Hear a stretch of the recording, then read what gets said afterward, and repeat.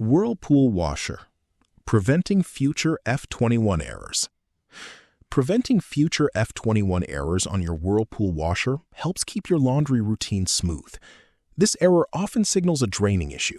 Avoiding it means less hassle and fewer repairs. Simple steps can make a big difference. Regular care and smart usage protect your washer from common problems.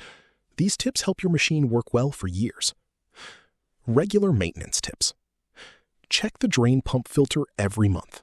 Remove any lint or debris you find. Clean the drain hose to avoid blockages. Make sure the hose is not bent or twisted. Run a cleaning cycle with washer cleaner once a month. This prevents buildup inside the machine. Keep the washer door open after use. It helps dry the drum and stops mold growth. Proper loading practices. Do not overload the washer. Clothes need space to move freely. Spread clothes evenly in the drum. Avoid washing very heavy items alone. Balance loads with similar fabrics and weights.